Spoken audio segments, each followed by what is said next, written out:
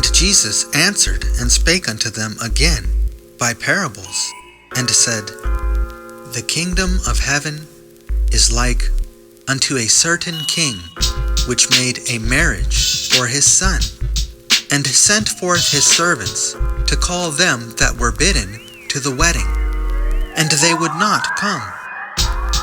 Again he sent forth other servants, saying, Tell them which are bidden, Behold, I have prepared my dinner. My oxen and my fatlings are killed, and all things are ready. Come unto the marriage.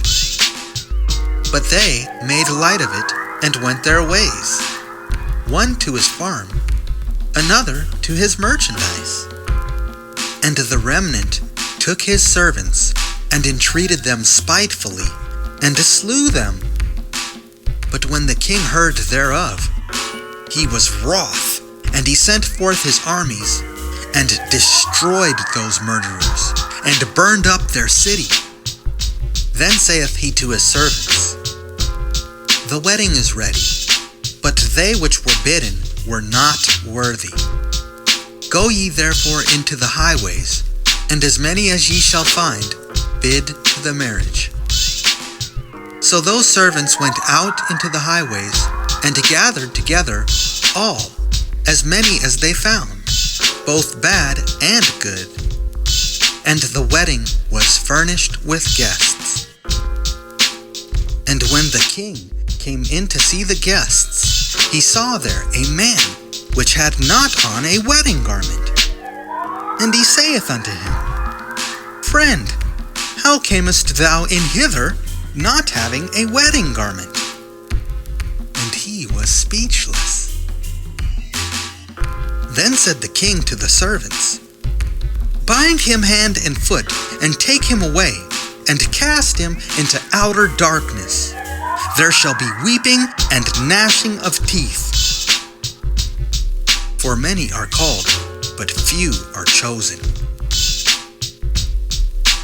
Then went the Pharisees, and took counsel, how they might entangle him in his talk. And they sent out unto him their disciples with the Herodians, saying, Master, we know that thou art true, and teachest the way of God in truth. Neither carest thou for any man, for thou regardest not the person of men. Tell us therefore, what thinkest thou? Is it lawful to give tribute unto Caesar or not? But Jesus perceived their wickedness, and said, Why tempt ye me?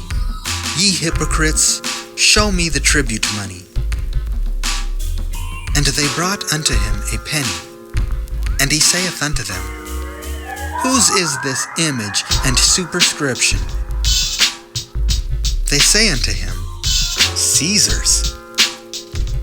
Then saith he unto them, Render therefore unto Caesar the things which are Caesar's, and unto God the things that are God's. When they had heard these words, they marveled, and left him, and went their way. The same day came to him the Sadducees, which say that there is no resurrection, and asked him, saying, Master, Moses said, If a man die having no children, his brother shall marry his wife, and raise up seed unto his brother. Now there were with us 7 brethren, and the first, when he had married a wife, deceased, and having no issue, left his wife unto his brother. Likewise, the second also, and the third, unto the 7th. And last of all, the woman died also. Therefore, in the resurrection, whose wife shall she be of the 7? For they all had her. Jesus answered and said unto them, Ye do err, not knowing the Scriptures nor the power of God. For in the resurrection they neither marry nor are given in marriage, but are as the angels of God in heaven. But as touching the resurrection of the dead, have ye not read that which was spoken unto you by God, saying, I am the God of Abraham, and the God of Isaac, and the God of Jacob? God is not the God of the dead, but of the living.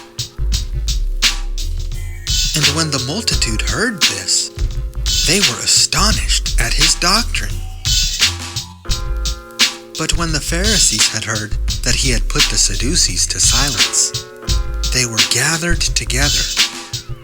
Then one of them, which was a lawyer, asked him a question, tempting him, and saying, Master, which is the great commandment in the law? Jesus said unto him, Thou shalt love the Lord thy God with all thy heart, and with all thy soul, and with all thy mind. This is the first and great commandment. And the second is like unto it, Thou shalt love thy neighbor as thyself. On these two commandments hang all the law and the prophets. While the Pharisees were gathered together, Jesus asked them, saying, What think ye of Christ? Whose son is he?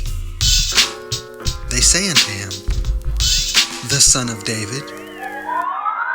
He saith unto them, How then doth David in spirit call him Lord, saying, The Lord said unto my Lord, Sit thou on my right hand, till I make thine enemies thy footstool.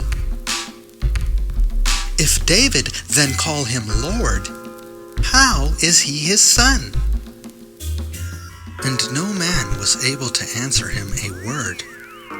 Neither durst any man from that day forth ask him any more questions.